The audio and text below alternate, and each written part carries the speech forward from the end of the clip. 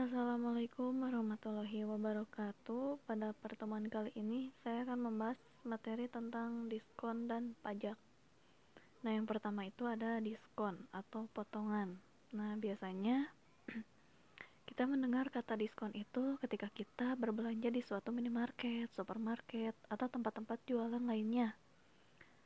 Misalnya kita ke toko Alfamart, Indomart, itu sering ya dijumpai tulisan diskon, entah itu diskon 5%, 10%, 20%, atau ketika kita belanja mau lebaran, biasanya diskon-diskonnya itu besar kan, 50%, 70%. Nah, itu diskon itu disebut dengan potongan.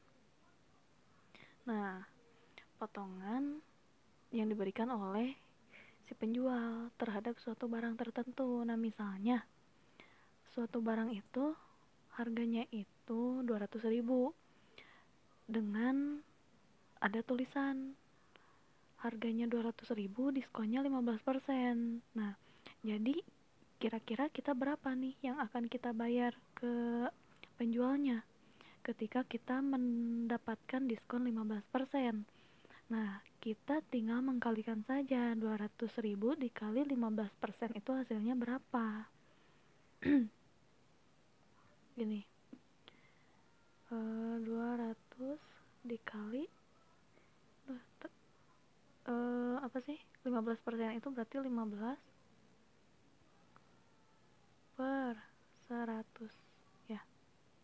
Coba kita coret ininya, coret 2 ya, dapat 2 dikali 15 hasilnya 30%. Nah, maka didapat 30%, bukan 30%, tapi didapat 30.000 dari diskon 15% yang tadi.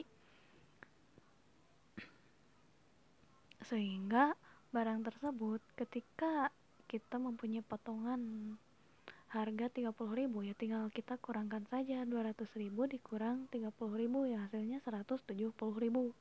Jadi uang yang kita bayar sebesar 170.000 karena kita mendapatkan potongan harga sebanyak 30.000. Nah, sekarang ada yang disebut dengan pajak.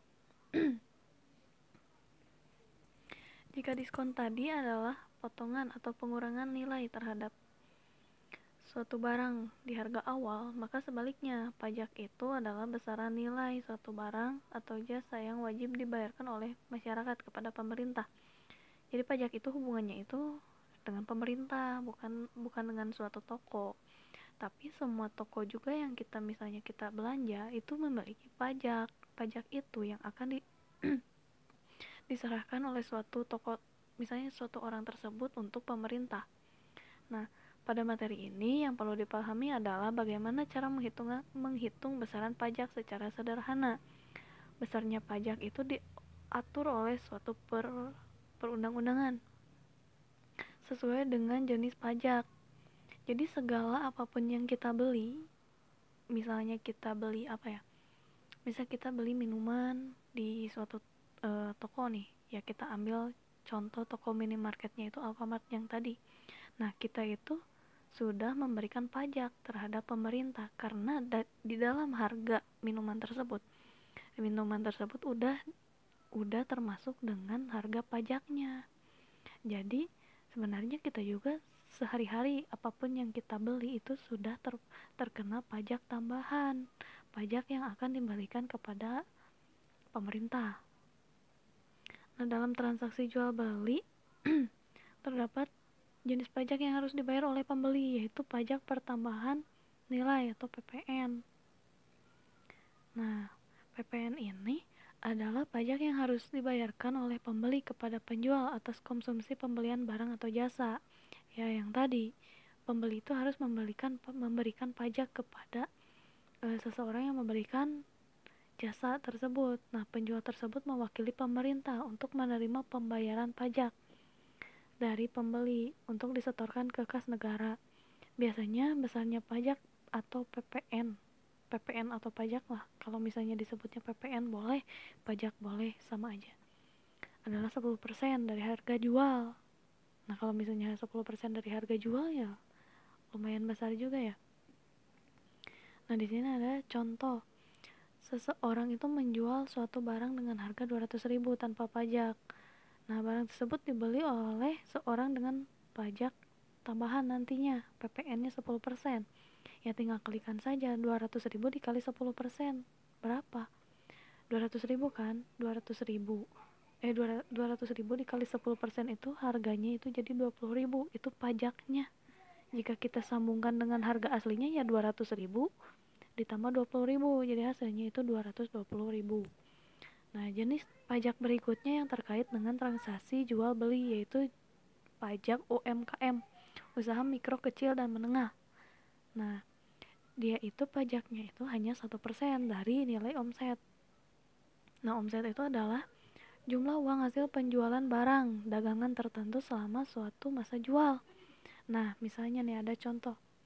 Pak Agus itu berhasil menjual bakso sehari sebanyak 1.000 mangkok dengan harga per mangkoknya itu 10.000. Untuk menarik pelanggan, Pak Agus memberikan diskon 10% setiap mangkoknya. Berapa pajak UMKM yang harus dibayarkan Pak Agus dalam 1 bulan? Nah, omset seharinya kita hitung dulu. Dalam sehari katanya Pak Agus itu bisa menjual sebanyak 1.000 mangkok ya. Di 1.000 mangkok dikali harganya itu 10.000. Tapi Pak Agus itu memberikan diskon sebanyak 10%. Ya, kita tinggal kurangkan saja 100% dikurang 10%. Jadi hasilnya 90% kan. Nah, 10.000 dikali 90% itu ya hasilnya itu 9.000. Nah, kita kalikan 1.000 itu 1.000 mangkok dikali 9.000, hasilnya itu 9 juta per hari. Baru per hari. Nah, baru omset sebulannya. Sebulan kan ada 30 hari ya. 9 juta dikali 30, hasilnya itu 270 juta. Nah, pajak UMKM atau bukan omset, pajaknya yang harus dibayar itu ya tinggal kalikan saja omset sebulannya berapa dikali tadi yang pajaknya itu, pajak UMKM-nya itu 1% kan. 1% itu dari sini yang tadi nih.